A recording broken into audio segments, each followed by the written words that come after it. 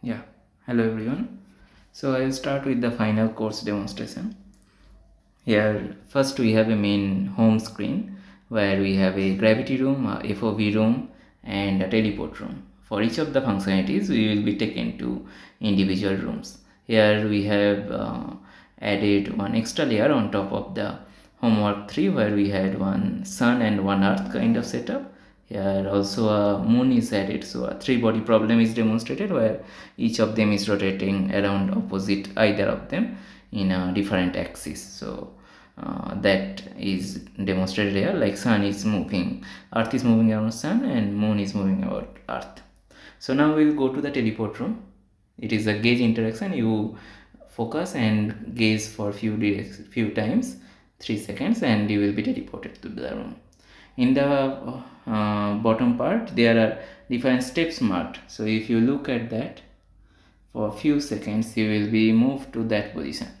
And also it is instead of the whole plane there are few planes where you have marked like discrete kind of motion that gives much more flexibility. Like instead earlier you could have moved it any position in the whole floor, but here if it is a discrete position, so only looking at that the movement happens, so that is easier for orientation of the user.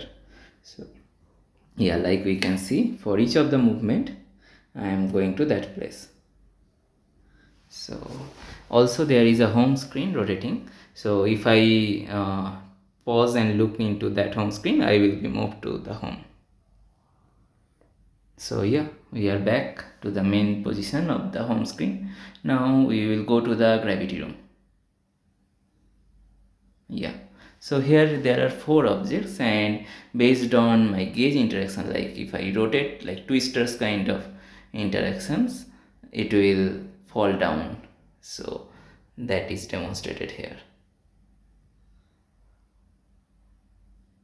So now an interesting point is that it is based on the size of the object, the mass is different, so the rotation is also different.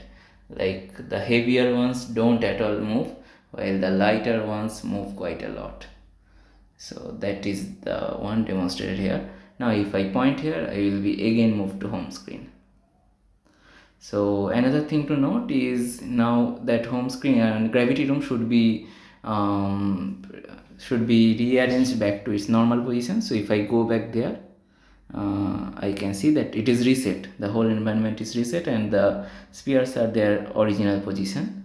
So that's reset happens every time I move out of the room. Now I will go back to the home screen again and the final one will be demonstrated. The final one is FOV room, field of view room. So here one point is highlighted where it is a particular disorientation problem of the user where the text is tightly coupled to the head and it looks difficult to look at the object. So there is one scenario where the text gets decoupled, like if you look at the sphere here, then the text gets decoupled and it moves, rotates on top of the sphere and you can see it.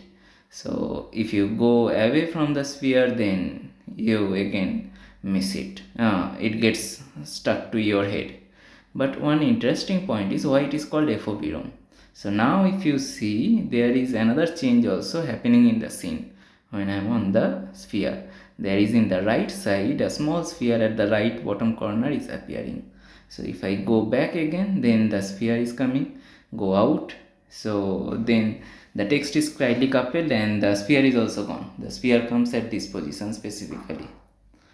So like you can see here, it is coming and going. So when it is depicting our field of view, that since our field of view is tightly coupled, it is looking at the sphere here and it is not picking up the object at the right side corner that is appearing, because our field of view is limited, and though the color of the object is quite different from the surrounding scenario here, it is not visible because our field of view is, or cone cells are picking up this periphery and the rod cells are picking up the other regions where they are not sensitive to color.